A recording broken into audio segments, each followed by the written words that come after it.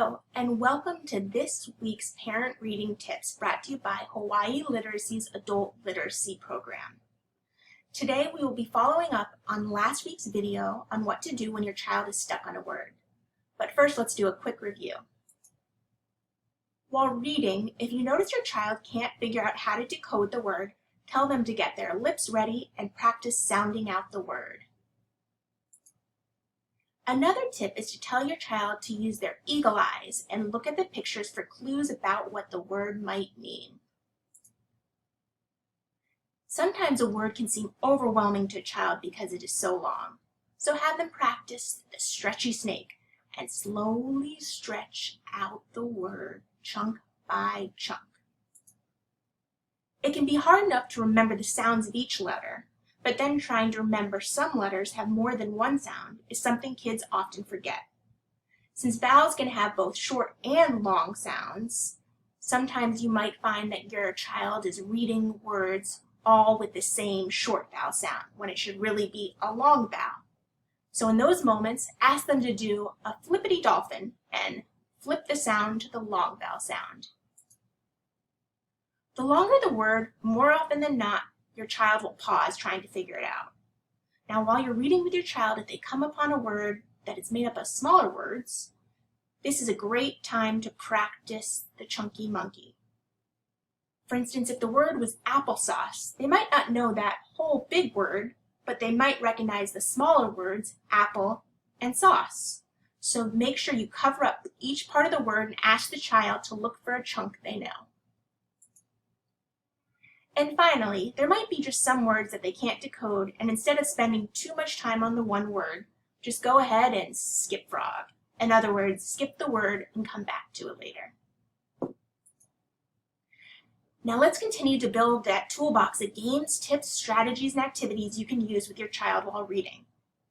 Remember, how you teach matters, or what tools you use matter. Think of it this way. If you were trying to hang a picture on the wall, would you use a hammer to nail a hole in the wall, or would you use a baseball bat? Seems kind of silly when you look at it that way. But just think, you want to make sure you use the right tool for the right problem. Your goal is to improve their tool set and give them more resources to help them when they're struggling to read. Again, you want to set your child up for success. Now, before you even begin the book, one thing you want to do is implement the 5-finger test. So before starting the book, you want to make sure it's the right level for the child. The last thing you want to do is have them start reading, get too frustrated, and quit. Like I said, I like to use the 5-finger tool. The way it works is you choose a random page and have the child read it.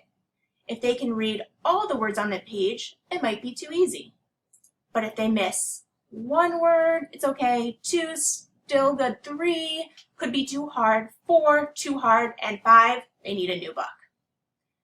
So again, this is a great way to weed out what books are appropriate for your child on their reading level.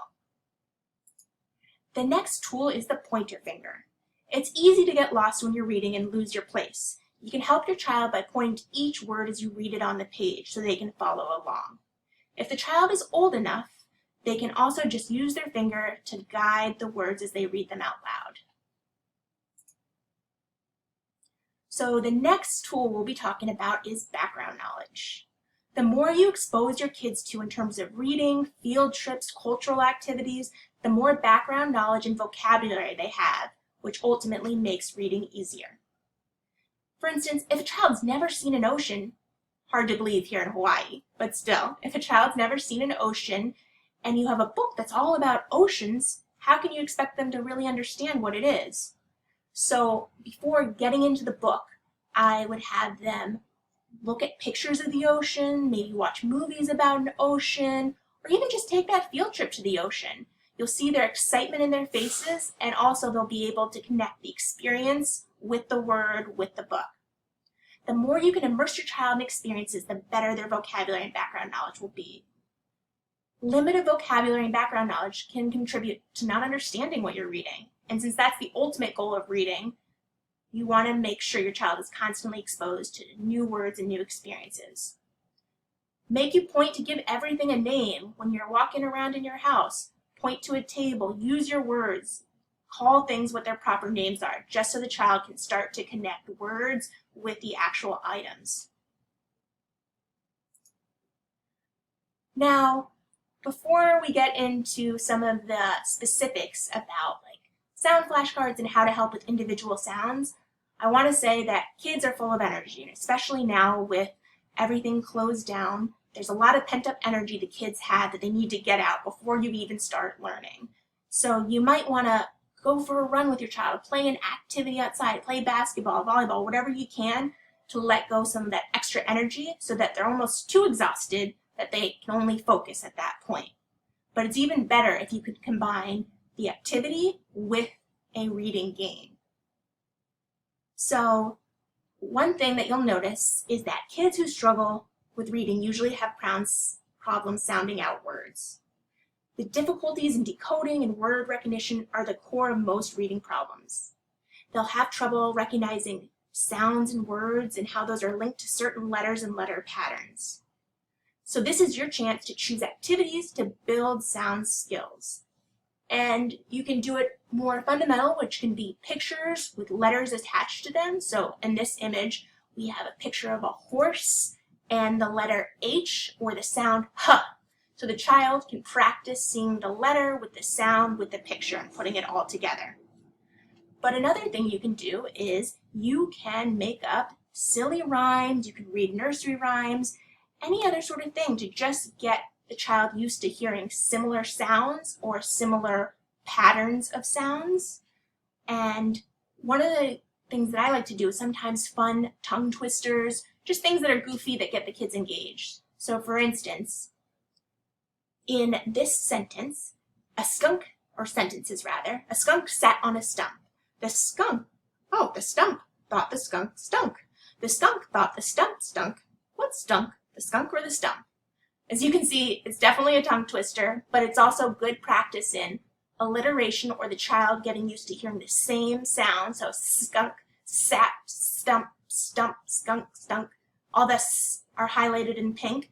And also getting used to hearing what rhyming sounds like, that they can hear that predictable pattern. Skunk, stunk, skunk, stunk, and those are underlined. You want to keep playing these sound games. For instance, you might want to ask them, if you're sitting in a room, can you guess the word that sounds like h, w, s, eh? Hopefully they guess horse. Or you can even just use the letters. Can you guess the word that's H-O-R-S-E? Now that's more advanced, and usually the kids will have to know the letter sounds a lot better to do it that way.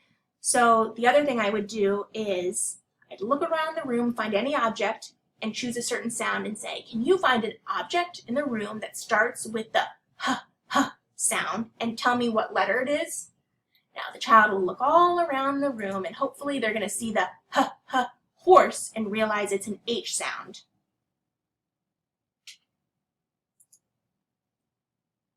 Now, you can also work on practicing sounds and hearing patterns in the way that words are by practicing rhyming, whether it's nursery rhymes or just playing with words in general. So we all know the familiar Jack and Jill went up the hill.